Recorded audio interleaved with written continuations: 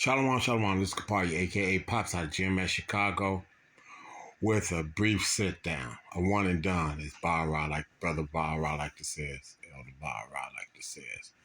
Anyway, before I get started, though, like always, I want to send all praises, honor, and glory out to Yahawah, Bahashem Yahawashi, Bahashem Kakodash, to the apostles and elders of GMS out of New York, elder bishops out of Connecticut, traveling apostles of Ramlab and Rikar, distinguished elders such as Big Gad, Elder Big Gad, and others that travel. Want to send double honors because they do well. For the brethren around the world pushing this truth uncut, unfiltered, give you the good, the bad, and the ugly of the scriptures, correctly breaking down the prophecies and the interaction with the people on the planet, declaring war on it. I send salutations. But hopefully, hope this is edifying. For the Aqua, the pure and the true that's listening, so say the chat, keep doing so. For the scorn call for update, 2/3 Israelites and 17 other nations who are in the midst of Jacob's trouble is going to get a whole lot worse. Anyway, I got this pulled up, as it says, one day one in custody after shooting at Southside Business. Brother was working there, and situation being what it was, he didn't feel safe. The spirit led him to get up out of there. Now, I'm watching this counter on the views go up, and this, that, and other. But, like I said, I was asleep, woke up when the group me. I'll show you how cold the spirit is and whatnot, and how the Lord is actually looking out for us. And I'm gonna pull that imagery up at the end of this. I'm gonna put the imagery up of what was on the counter of this video that they got going on now in the news here in Chicagoland area. I'm gonna pull up what number was. I'm gonna put that up on the screen saver or whatever for this video. Anyway, but it says, like you can see, it's going up, and we're like, it was 165, now it's like 168, 56 minutes ago, and this, that, and other is going up. But anyway, real brief, like I said, this brother, the spirit was on this brother, and it told him to get up out of there. And so, like I said, I've got a couple scriptures I'm gonna pull up, but I'm gonna let this play first, and then I'm gonna pull up some scriptures. Okay. Chicago police investigating a homicide in a Southside pawn shop this afternoon. Officers called to a domestic disturbance at Easy Pawn at about 3:30 on South Ashland. It was in the back of the Yards neighborhood. They say a man shot a woman in the head and chest. She later died at the University of Chicago hospitals. Officers took that man into custody. Charges are pending. Okay. So the brother didn't feel good about being there at that job in the first place. What keeps me up at night? Okay. Your sleep. Okay, the brother didn't feel good about that job in the first place, being there, with the security being what it was. Anyway, now, I'm going to pull up some scriptures, and like I said, and you peep the header when you come into the video and check the views out, because like I said, I woke up, went through my group me, saw it, called the brother, talked to him, and we talked for a minute. Was glad everything had went well, that he had got up out of there. We chopped it up for about 10 minutes or so easily and whatnot. Then I went to go back and look at the thing that had came up and grouped me, and went to go back to the video because I wanted to do a quick sit down on it, and you will see the number that's on the views at that time when I went to go look at it.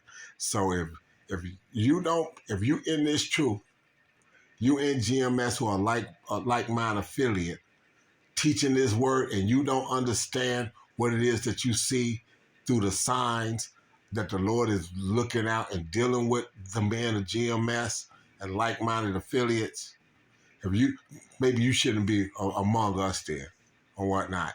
And for the rest of the world and whatnot, that don't know what this number means, oh well. But like I said, 12,000, you go to Revelation in the 7th chapter and read it, and you will see after it gets to about verse 9 of that chapter what that number actually means. So let me go and pull these scriptures up real quick. Okay, so we're going to start with this first scripture. It's going to be Isaiah 8, 11 and 12, Isaiah 8, 11 and 12. For Yahawah spake thus to me with a strong hand and instructed me that I should not walk in the ways of this people, saying, say ye not a confederacy to all them to whom this people shall say, a confederacy neither fear ye, they fear nor be afraid. Okay. 13. Sanctify Yahawah, oppose himself, and let him be your fear, and let him be your dread. Let me hit that too. I want to turn that into yellow too. Okay. So, like I said, because brother's the older brother, you know, a little younger than me, but older brother. And, we was always taught in society, you don't quit one job until you have another. And like I said, so me and him chopped it up, and I told him, I said, well, when you told me the scenario and this, that, and the other, and the way it was, and all this other kind of stuff, none of those thoughts went through my mind. It was actually the very opposite. You know, they don't have that thing set up like that. So get the fuck up out of there and whatnot, and this, that, and the other. And so y'all saw the news report and what happened, and this, that, and the other, and these kinds of things, and that was crazy that it went down like that. Cause see, he had a situation like that, but like I said, it was what it was. But see, so the scriptures tell us that that the Lord is supposed to direct our paths and going to have us walk the way He would have us walk. So that being the case, so he dreaded Yahawashi more than not being without a job. So in his spirit, it just told him to get up out of there. So he did that, and he followed the spirit, and it spared him. Okay, let's get one more. Let's get a couple more scriptures, and I'm gonna go from there. Psalms 85 and 13.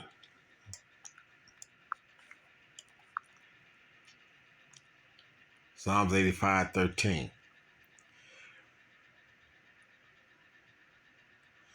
Righteousness shall go before him and shall set us in the ways of his steps. Doing his word, doing the work, abiding our life, conforming our life to line up with his word to the best of our ability, and truthfully, with honest faith and sincerity, trying to do this word has walked us through scenarios time and time again. Like I said, I used to be always caught up in certain things when it came to driving and whatnot. And the Lord has blessed me since I've been in this truth that I don't have those issues anymore. I've got a notice right now on a thing, but I also figuring out ways to get things squared away and right all at the same time and whatnot. My business when it comes to these things, the Lord is saying, if it at all possible, agree with thy adversary speedily while you're in the presence of him. So I know that this is coming down the pipe. So now it's got me in the mindset of going to deal with that. And like I said, in that brother, it was life and death. Okay. And like I said, I've had driving scenarios that can just constantly showed itself over the years where the Lord has always got somebody hemmed up as I'm coming through there and whatnot. So that it's like Murph say, they're too busy fucking with them to be bothered with me type of scenario. So, and shall set us in the ways of his steps. So he direct our paths. He have us walking the right way, doing the right things, and being able to avoid our enemies and fucking harm all at the same time. Murphy said something profound and whatnot on the line during the weekend where brothers might have actually, did something with a female, and could have caused something grave, but the Lord has got us and watching over us, and it didn't affect us, and that put me in the mind of Paul when that snake had bit him and he shook it off into the fire, and they thought this man was, and the people that saw that snake bite him thought that he was going to die, but after he didn't die or didn't get sick, they realized the power that was on this man for him to be bitten by a snake like that and not get sick and die from it. Okay, so the Lord is looking out for us in these last days like that. Last scripture, and then I'm gonna call it a day because this is all faith boosting.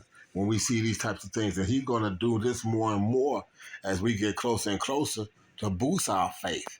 And so all we got to do is do what He told us to do, and endure to the end. Okay, ye shall be saved if ye do endure to the end. This is Isaiah 30, 20 and 21. And though Yahawah give you the bread of adversity and the water of affliction, yet shall not thy teachers be removed into a corner anymore, but thy eyes shall see thy teachers. So we learned from great men, starting with Apostle Tahar on down, and he learned from great men going all the way back up to Abba Bivens, and him leading it down through King Marshall and then them taking the reins and bringing it down to us. And now we're pushing it down to younger men and pushing it to the world. And as we've been pushing this out to the world has been falling apart because that's what has to happen according to this word for our kingdom to be ushered in through the order of Yahawah, sending back Yahawashi and letting it come to filtration.